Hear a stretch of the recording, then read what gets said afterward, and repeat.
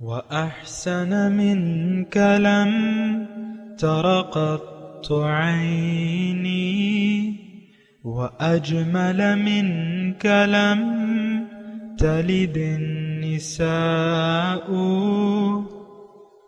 خلقت مبرأ من كل عيب خلقت مبرأ من كل عيب كأنك قد خلقت كما تشاء. كتاب أنزلناه إليك مبارك ليدبروا آياته وليتذكر أولو الألباب. یہ کتاب برکت والی ہے جسے ہم نے آپ کی طرف نازل فرمایا ہے تاکہ دانش مند لوگ اس کی آیتوں میں غور و فکر کریں اور نصیحت حاصل کریں. اللہم صلی علی سیدنا محمد وعلی آل سیدنا محمد بعدد کل ذرۃ مئۃ الف الف مرت. سامعین و ناظرین کرام، السلام علیکم ورحمۃ اللہ وبرکاتہ. سامعین کرام، سورہ فاطر آیت نمبر 1 2 حصہ ہفتم 7واں حصہ آج، اور سبق کا نمبر ہے 20-19. آج کا موضوع، کیا ہم پر ظاہر دنیا کا جادو ہو چکا ہے؟ اس کے ساتھ آج کے سبق کا آغاز کرتے ہیں. سب سے پہلے گزشتہ سبق کا اعادہ ہوگا. اعوذ باللہ من الشیطان الرجیم. پناہ مانگتا ہوں میں اللہ کی شیطان مردود سے. بسم اللہ الرحمن الرحیم. شروع اللہ کے نام سے جو بڑا مہربان نہایت رحم والا ہے. الحمد للہ فاطر السماوات والارض جاعل الملائکة رسلا اولی اجنحة مثنى وثلاث ورباع يزيد في الخلق ما يشاء ان اللہ على كل شيء قدیر. سب تعریف خدا ہی کو سزاوار ہے جو آسمانوں اور زمین کا پیدا کرنے والا اور فرشتوں کو قاصد بنانے والا ہے، جن کے 2 اور 3 اور 4 پر ہیں. وہ اپنی مخلوقات میں جو چاہتا ہے بڑھاتا ہے. بے شک خدا ہر چیز پر قادر ہے. ما يفتح اللہ للناس من رحمت فلا ممسک لها وما يمسک فلا مرسل له من بعده وهو العزیز الحکیم. خدا جو اپنی رحمت کا دروازہ کھول دے تو کوئی اس کو بند کرنے والا نہیں، اور جو بند کر دے تو اس کے بعد کوئی اس کو کھولنے والا نہیں، اور وہ غالب حکمت والا ہے. سامعین اکرام، سورہ فاطر آیت نمبر 1. الحمدللہ فاطر السماوات والارض. تمام تعریفیں اللہ کے لیے ہیں جو کہ بنانے والا ہے آسمانوں اور زمین کا. جاعل الملائکۃ رسلاً، فرشتوں کو پیغام رساں مقرر کرنے والا ہے. اولو اجنحۃ مثنی و ثلاث و رباع، ایسے فرشتے جن کے 2 اور 3 اور 4 پر ہیں بازو. یزید فی الخلق ما یشاء، وہ اپنی مخلوق کی ساخت میں جیسا چاہتا ہے اضافہ کرتا ہے. ان اللہ علی کل شیء قدیر، بے شک اللہ تعالی ہر چیز پر قادر ہے. ما یفتح اللہ للناس من رحمت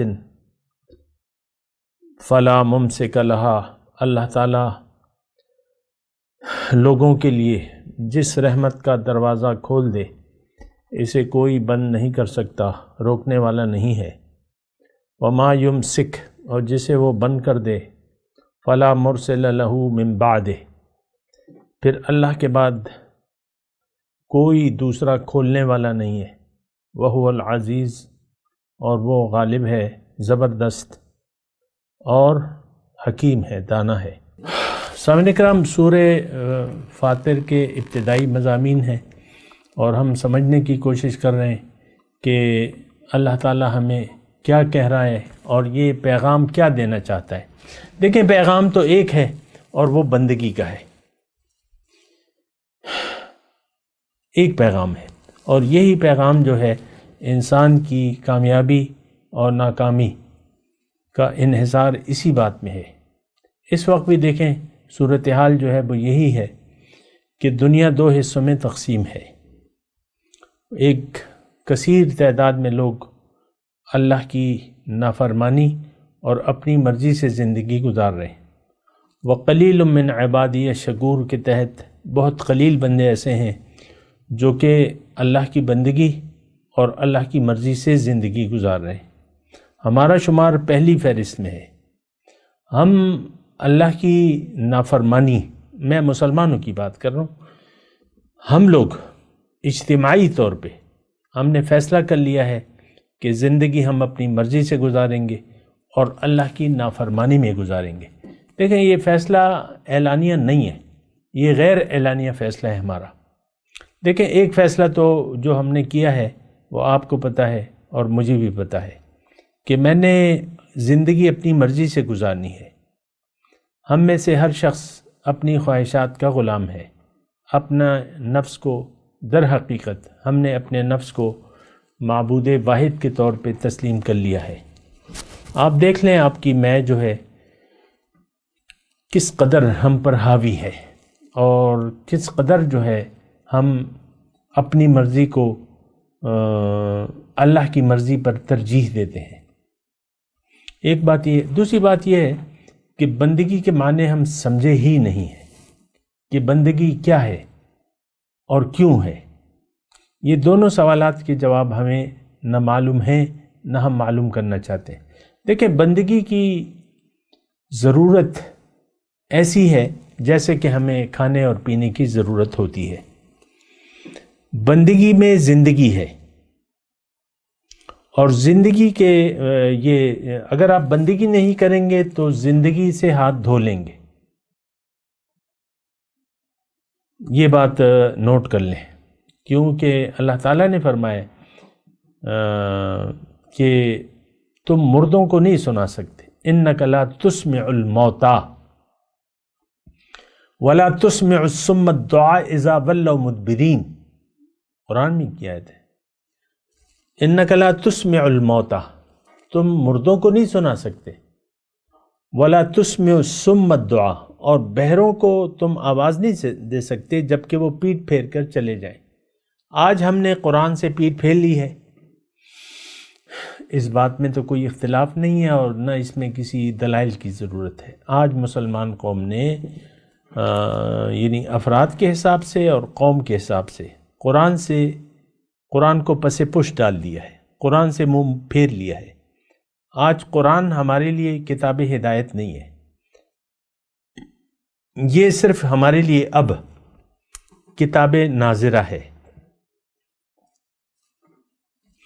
کتاب تلاوت یا کتاب حفظ بس، یا زیادہ سے زیادہ لفظی ترجمہ پڑھ لیں۔ اب دیکھ لینا کسی پر یہ کوئی جذبات آتے ہیں نیکی کے تو وہ باترجمہ قرآن پڑھنے لگتا ہے یا کوئی تفسیر خرید لیتا ہے۔ بس میرے پاس تو بڑی تفسیریں، یہ پھر دعویٰ بھی کرتے ہیں اور اپنی الماریوں کی زینت بنا لیتے ہیں تفسیریں کی کتاب خرید سے۔ دیکھیں، قرآن تو صاحب قرآن کے ذریعے، یعنی میں ایک ضمنی طور پہ بات کہہ رہا ہوں کہ آپ قرآن کو سیکھیں گے صاحب قرآن سے۔ قرآن تو نور ہے، اس کے لیے کسی نور والے کو ڈھونڈیں گے اور اس سے قرآن سیکھیں گے۔ دیکھیں، قرآن سکھانے کے لیے اللہ تعالیٰ نے اپنے رسول کو بھجوایا ہے۔ کتاب کافی نہیں ہے انسان کے لیے، ایک بات یہ نوٹ کر لیں۔ قرآن سکھانے کے لیے، اس کی تفسیر سکھانے کے لیے، ثم ان علینا بیانہ، اس کی تفسیر، اس کا بیان، اس کی توضیح، یہ ہمارے ذمے اللہ تعالیٰ نے، وہ ذمہ داری اللہ تعالیٰ نے پیغمبر کے ذریعے، یتلو علیہم آیاتہ ویعلم الکتاب والحکمہ ویزکیہم، کتاب کی تلاوت اور کتاب کی تعلیم. تو ایک بات یہ میں ضمنی طور پہ عرض کر رہا ہوں کہ بعض لوگوں نے تو بس قرآن کو، اصل تو بات یہ ہے کہ ہم اپنی حقیقت سے انکار کر کے زندگی گزار رہے ہیں. آج قرآن کی ہمیں ضرورت محسوس نہیں ہوتی بالکل. قرآن آج ہمارے لیے کتاب ہدایت نہیں ہے. تو اس کی وجہ میں آپ کو بیان کرتا رہتا ہوں کہ ایک ظاہر کا دھوکہ لگ گیا ہے. ظاہر کو ہم نے حقیقت سمجھ لیا ہے. دنیا کی زندگی کو ہم حقیقت سمجھ کر گزار رہے ہیں. اس کا فائدہ ہو تو ہم خوش، اس کا نقصان ہو تو ہم خفا، ہم پر غم طاری ہو جاتا ہے، کوئی نقصان ہو جائے یہ وہ نا، اور فائدہ ہو تو بس ہماری بانچیں کھل جاتی ہیں، کھل جاتی ہیں، بانچیں کھل جاتی ہیں، خوش خوش، کیونکہ پیسہ آ رہا ہے نا، دنیا آ رہی ہے، دولت آ رہی ہے، آپ کی بانچیں. اور اگر کوئی نقصان کا معاملہ ہو گیا تو پھر آپ کی تیوریوں پر پھر بل آ جاتا ہے. یہ اسی وجہ سے کہ ہم ظاہر کے دھوکے میں مبتلا ہیں. میں آپ کو یہی کہہ رہا ہوں کہ دیکھیں، ہم قرآن پڑھ تو رہے ہیں، لیکن پہلے تو آپ قرآن کی ضرورت کو تو محسوس کریں نا کہ ضرورت کیا ہے. قرآن جو ہے یہ آپ کو جنت کا راستہ بتاتا ہے، یہ بات نوٹ کر لیں. لیکن جنت اور دوزخ پر تو ہمیں یقین ہی نہیں ہے. تو اب قرآن جو راستہ بتاتا ہے تو اس سے ہمیں کیا سروکار؟ یعنی میری اس بات پہ بھی آپ غور کریں نا، جنت اور دوزخ، آخرت، دوبارہ پیدائش، دوبارہ زندگی، اس پر ہمارا یقین آج کے مسلمان کا یقین نہیں ہے. ہمارا عقیدہ بن چکا ہے کافرانہ، ان ہی الا حیاتنا الدنیا، بس یہی زندگی ہے، نموت و نحیا، مر رہے جی رہے، اس کے بعد کوئی زندگی نہیں ہے. یہ ہمارا غیر اعلانیہ عقیدہ بن چکا ہے. ہم اعلان نہیں کرتے ایسا، بس قاری وہ آدمی مردے کو جب دفنا دیتے ہیں تو دو چار باتیں امام صاحب جو ہے دو چار نصیحتیں کر دیتے ہیں کہ قبر کو یاد رکھو، یہ ہے وہ ہے، بس بات پھر ختم ہو جاتی ہے. وہاں بھی بعض لوگ قبرستان میں بیٹھ کے، میرا مشاہدہ یہ ہے، گپ شپ لگاتے رہتے ہیں، دو دوست، تین دوست اکٹھے بیٹھ کے نا، کیونکہ وہاں کوئی سیٹنگ کا تو ہوتا نہیں ہے، کسی کونے خدرے میں جس کو جہاں جگہ ملتی ہے بیٹھ جاتے ہیں، پھر آپس کی گپ شپ. یہ رواج سب رہ گیا ہے، جنازہ، میت کو دفنانا، یہ سب رواج زمانہ ہے. اسلام کا وجود حقیقت میں آج ہے ہی نہیں، اور اس کی وجہ یہ ہے کہ آج مومن نہیں ہے. ہم سب لوگ دنیا دار ہیں، دنیا کے پیچھے دوڑ رہے ہیں، دنیا ہی کے لیے ساری جد و جہد ہے. تو دیکھیں، میں آپ کو یہ کہہ رہا تھا کہ قرآن کی روح کو سمجھیں، اس کے نزول کے مقصد کو جانیں. یہ ہمیں اللہ کی طرف بلا رہا ہے اور ہمیں اللہ تعالیٰ کا راستہ بتا رہا ہے. ان ھذا القرآن یہدی للتی ہی اقوم. یہ قرآن آپ کو وہ راستہ بتاتا ہے جو سب سے زیادہ سیدھا ہے اور جو اللہ کا راستہ ہے. اسی طرح ہمارے رسول جو ہیں، وَإِنَّكَ لَتَهْدِي إِلَىٰ صِرَاطٍ مُسْتَقِيمٍ، اے رسول آپ ان کو سیدھے راستے کی طرف ہدایت دینے والے ہیں. اب ان ساری باتوں سے ہمارا کوئی تعلق نہیں ہے. میں جو آپ کو بات کہہ رہا ہوں، بندگی ہمیں نہیں معلوم، اس کا معنی جو صحیح معنی ہے اس کا ہمیں نہیں معلوم. بندگی، عبادت، اطاعت، اتباع، اس کی ہم ضرورت ہی محسوس نہیں کرتے. کامل بندگی، اللہ تعالیٰ نے فرمایا نا کہ ادخلوا فی السلم کافہ، دین میں پورے کے پورے داخل ہو جاؤ. ولا تتبعوا خطوات الشیطان، اور شیطان کے نقش قدم کی پیروی مت کرو، وہ تمہارا کھلا دشمن ہے. تو یہ ضرورت ہم نہیں محسوس کرتے. مکمل اسلام میں داخلہ، آپ دیکھ لیں آج میں تو آج کے حالات کے مطابق بات کر رہا ہوں، 22 مارچ، آج 5 تاریخ ہے، آج کے حالات کی میں بات کر رہا ہوں، اور ایسا ہی ہے کہ ہم کامل اسلام میں داخلے کی کوشش ہی نہیں کرتے، اور سچی بات یہ ہے کہ دین کو ہم نے اپنی خواہشات کے تابع کر دیا ہے۔ یہ ہماری مرضی ہے، نماز پڑھیں نہ پڑھیں، روزہ رکھیں نہ رکھیں، بس تھوڑی تھوڑی بات پہ بہانے ڈھونڈتے رہتے ہیں، اور بس بہرحال میں آپ کو یہ کہہ رہا ہوں کہ دیکھیں، قرآن کے مدعا کو سمجھیں، اللہ تعالیٰ ہمیں کس طرف بلا رہا ہے۔ مکی صورتوں میں جو بنیادی مضامین ہیں وہ تو 3 ہیں، توحید کا ہے سب سے پہلے، پھر رسالت ہے، اور پھر آخرت ہے، اور یہ تینوں انتہائی ضروری ہیں اور ایک دوسرے کے ساتھ جڑے ہوئے ہیں۔ رسالت کے بغیر آپ توحید کا مطلب جان نہیں سکتے، آخرت پر یقین کے بغیر آپ کو نہ رسالت کی ضرورت ہے نہ اللہ کی توحید کی ضرورت ہے۔ آج اگر ہم توحید اور رسالت جو اس کی حقیقت ہے اس سے بے نیاز ہو کر زندگی گزار رہے ہیں، کیونکہ ہمارا یقین آخرت پر نہیں ہے۔ اللہ کی توحید کا مطلب ہم نے محدود کر لیا ہے، کلمہ، نماز، روزہ، حج، زکوٰۃ تک، چند عبادات کر کے آپ کہتے ہیں کہ بس میں تو موحد ہوں اور توحید کا دلدادہ ہوں، جبکہ ایسی بات نہیں ہے۔ ہم لوگ تو دیکھیں عملی طور پہ من چاہی زندگی گزار رہے ہیں اور گزارنا چاہتے ہیں۔ ہمارا معبود اللہ نہیں ہے، اس وقت ہمارا معبود خواہشات نفس ہیں، ہم من چاہی زندگی گزار رہے ہیں۔ اسلام یہ ہے کہ آپ زندگی اللہ کی مرضی سے گزاریں، اور یہ کام آپ اس وقت تک نہیں کر سکتے جب تک اللہ آپ کی منزل نہ بن جائے، آپ کا مقصود نہ ہو۔ جب تک اللہ، آپ یہ جملہ میں کہہ رہا ہوں، نوٹ کریں، جب تک اللہ آپ کا مقصود حیات نہیں ہے، وہ آپ کا معبود بھی نہیں بن سکتا، آپ اس کی بندگی کی ضرورت ہی نہیں محسوس کریں گے۔ بندگی رب، اس کی آج کا مسلمان ضرورت ہی نہیں محسوس کرتا۔ ہم سب اپنی مرضی سے زندگی گزار رہے ہیں۔ اللہ کی مرضی سے زندگی گزارنا ہمارے لیے محال ہے، ناممکن ہے، یہ ہم سوچ بھی نہیں سکتے کہ کامل اطاعت، کامل بندگی، یہ ہمارے لیے، یہ مسئلے ہمارے لیے بہت مشکل ہے۔ اس کی وجہ کیا ہے؟ اس کی وجہ یہ ہے کہ ہم پر ظاہر کا جادو ہو گیا ہے۔ ظاہر کا ایک جادو ہے، وہ مسحور، دیکھیں جس شخص پر جادو ہو جاتا ہے وہ پھر اپنے آپ کو بھلا دیتا ہے، ایسی حرکات کرتا ہے جو اس سے جادو کرواتا ہے۔ مثال کے طور پہ عرض کر رہا ہوں،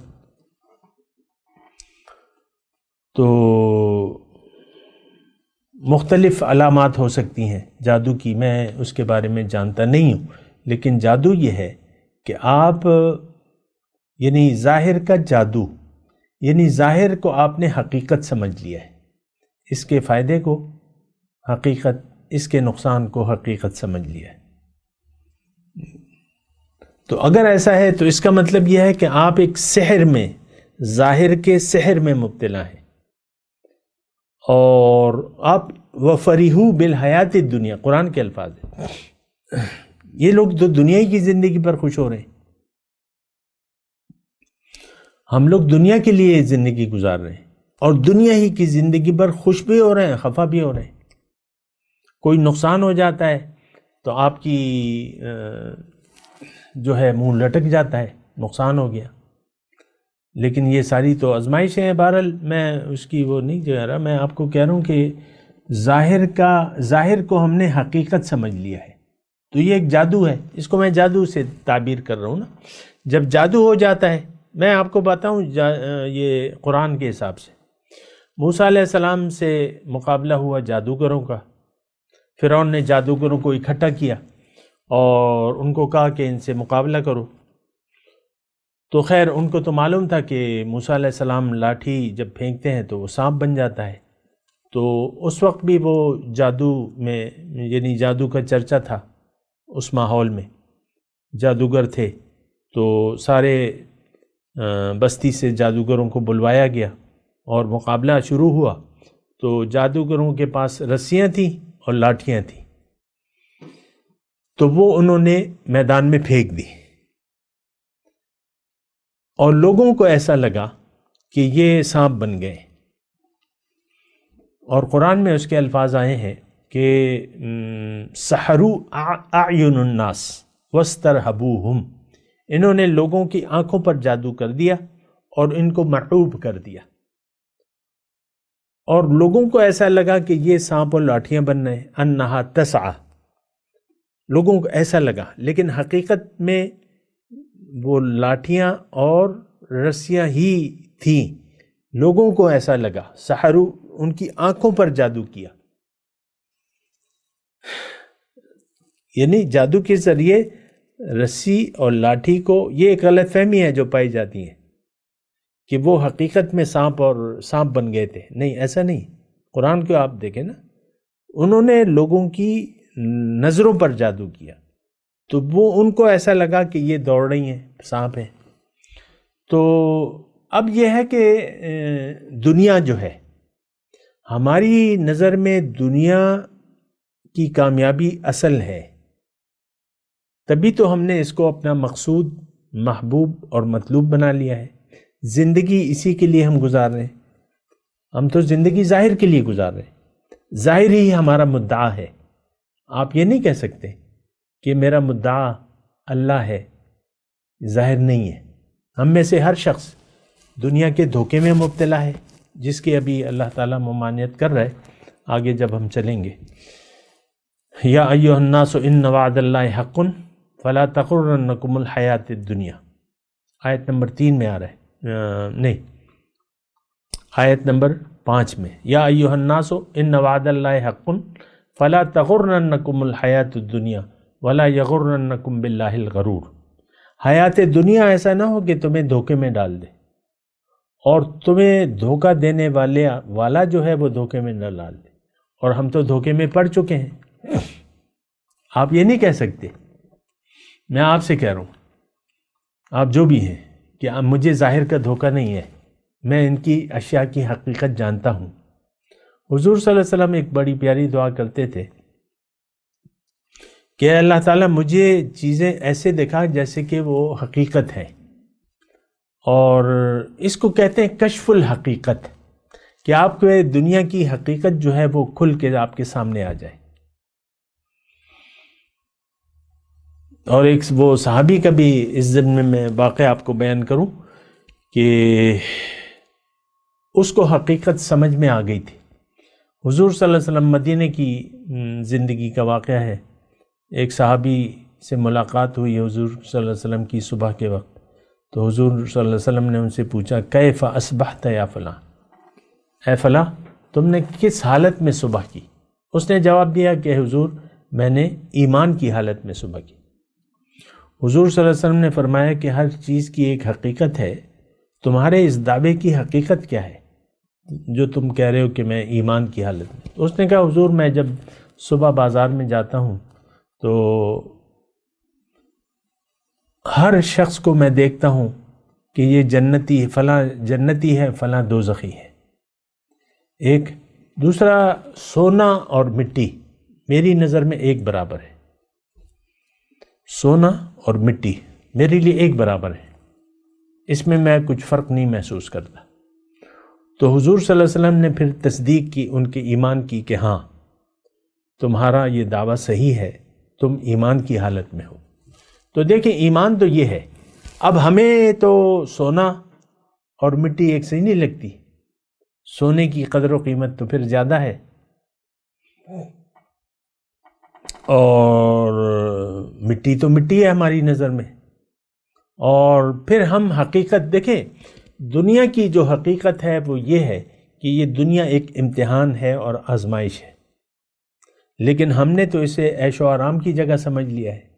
آرام، عیش و آرام، عیش و آرام، اور آسائشات کے پیچھے پڑے ہوئے. آپ دیکھ لیں بازار میں جب جائیں قسم قسم کی چیزیں ہیں، آسائشات دنیا ہے، اور اسی کی ایک دوڑ ہے، اسی کے کاروبار چمک رہے ہیں. نئے سے نئے ڈیزائن کے اے سی، فریج، مشینیں، یہ وہ سب آپ دیکھ لیں آسائشات. تو یہ چیزیں دراصل ہمیں حقیقت لگتی ہیں. دنیا کی زندگی کا ایک دھوکہ ہمیں لگ گیا ہے کہ یہ حقیقت ہے. اب جب یہ دھوکہ آپ کو لگ گیا ہے، اب آخرت کی کوئی ویلیو آپ کی نظر میں ہوگی نہیں. آج ہم آخرت کو بھلا کر زندگی گزار رہے ہیں، آج ہم دنیا کے لیے زندگی گزار رہے ہیں. آخرت میں جو کچھ بھی ہے جو اللہ تعالیٰ نے بیان کیا ہے، اور وہ کیا ہے؟ وَفِي الْآخِرَةِ عَذَابٌ شَدِيدٌ وَمَغْفِرَةٌ مِّنَ اللَّهِ. آخرت میں یا تو شدید عذاب ہے یا بخشش ہے. تو اس پر ہمارا یقین نہیں ہے، اور اس وقت ہمارا مدعا، سارے کا سارا مدعا ظاہر بن گیا ہے. ہم ظاہر کے لیے جی رہے ہیں، ہمارا مرنا جینا جو ہے وہ ظاہر کے لیے ہے. باطن کے لیے جینا ہمارے لیے کوئی معنی نہیں رکھتا. ان لوگوں کو ہم بے وقوف سمجھتے ہیں جنہوں نے آخرت کو دنیا پر ترجیح دے دی ہے، اور وہ ظاہری مفادات کے لیے زندگی نہیں گزار رہے. وہ شخص، یعنی وہ لوگ ہمیں بے وقوف ان کو ہم بے وقوف سمجھتے ہیں. آج بھی وہی ماحول ہے جیسا کہ مدینے میں منافقین سے یہ کہا جاتا تھا، وَإِذَا قِيلَ لَهُمْ آمِنُوا كَمَا آمَنَ النَّاسُ قَالُوا أَنُؤْمِنُ كَمَا آمَنَ السُّفَهَاءُ أَلَا إِنَّهُمْ هُمُ السُّفَهَاءُ وَلَكِنْ لَا يَعْلَمُونَ. منافقین سے جب کوئی کہتا کہ بھئی تم جو مخلص مومن ہیں ان کی طرح تم ایمان لے آؤ، تو وہ کہتے کہ ہم کیا بے وقوفوں کی طرح ایمان لے آئیں. تو اللہ تعالیٰ فرما رہا ہے کہ یہ حقیقت میں تو یہی بے وقوف ہے. اور بے وقوف کون ہے؟ ایک حدیث کا مفہوم میں آپ کو سنا کے پھر اجازت لوں گا. حضور ہوش مند کون ہے، اور ہوشیار کون ہے، عقل مند کون ہے، اور بے وقوف کون ہے؟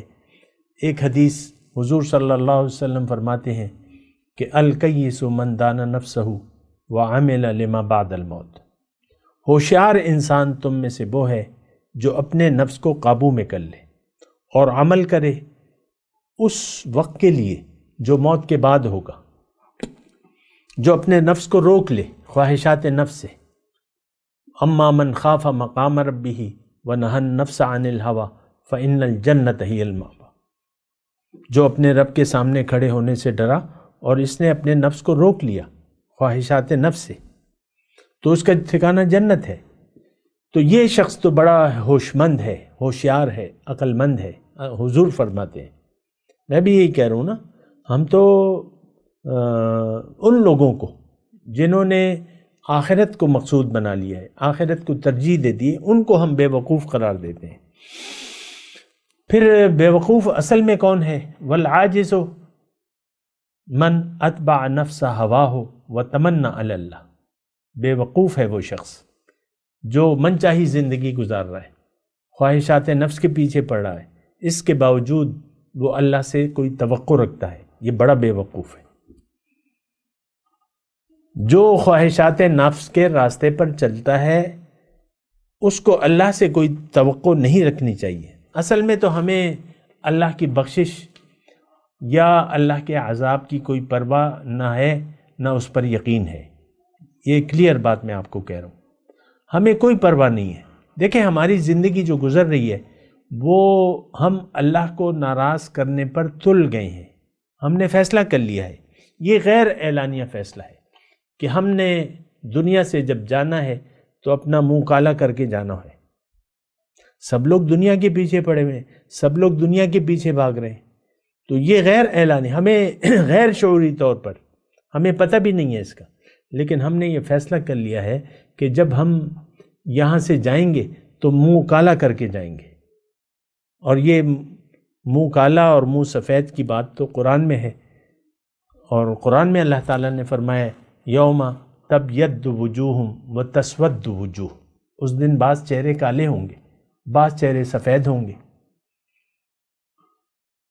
تو یہ تو ہم نے فیصلہ کر لیا ہے کہ ہمیں نورانی نہیں بننا، ہمیں منہ پہ کالک لگانی ہے دنیا کی، اور وہ لگی ہوئی ہے، ہمارے منہ کالے ہیں حب دنیا سے۔ اس بات پہ سوچیں۔ میں تلاوت کرتا ہوں، میرے ساتھ دہرائیے۔ اعوذ باللہ من الشیطان الرجیم، بسم اللہ الرحمن الرحیم، الحمد للہ فاطر السماوات والارض جاعل الملائکۃ رسلا اولی اجنحۃ مثنی وثلاث ورباع یزید فی الخلق ما یشاء ان اللہ علی کل شیء قدیر ما یفتح اللہ للناس من رحمت فلا ممسک لہ وما يمسك فلا مرسل له من بعده وهو العزيز الحكيم۔ اب ان آیت کی تلاوت اور ترجمہ۔ اعوذ باللہ من الشیطان الرجیم، پناہ مانگتا ہوں میں اللہ کی شیطان مردود سے۔ بسم اللہ الرحمن الرحیم، شروع اللہ کے نام سے جو بڑا مہربان نہایت رحم والا ہے۔ الحمد للہ فاطر السماوات والارض جاعل الملائکۃ رسلا اولی اجنحۃ مثنی وثلاث ورباع یزید فی الخلق ما یشاء ان اللہ علی کل شیء قدیر۔ سب تعریف خدا ہی کو سزاوار ہے جو آسمان اور زمین کا پیدا کرنے والا اور فرشتوں کو قاصد بنانے والا ہے، جن کے 2 اور 3 اور 4 پر ہیں، وہ اپنی مخلوقات میں جو چاہتا ہے بڑھاتا ہے، بے شک خدا ہر چیز پر قادر ہے۔ ما يفتح اللہ للناس من رحمت فلا ممسک لها وما يمسک فلا مرسل له من بعده وهو العزیز الحکیم۔ خدا جو اپنی رحمت کا دروازہ کھول دے تو کوئی اس کو بند کرنے والا نہیں، اور جو بند کر دے تو اس کے بعد کوئی اس کو کھولنے والا نہیں، اور وہ غالب حکمت والا ہے۔ اس کے ساتھ ہی آج کے درس کا وقت اختتام کو پہنچا۔ اگلے درس میں انشاءاللہ ملاقات ہوگی۔ وآخر دعوانا ان الحمدللہ رب العالمین، والسلام علیکم ورحمۃ اللہ وبرکاتہ۔ مولایا صلی وسلم دائما ابدا على حبيبك خير الخلق كلهم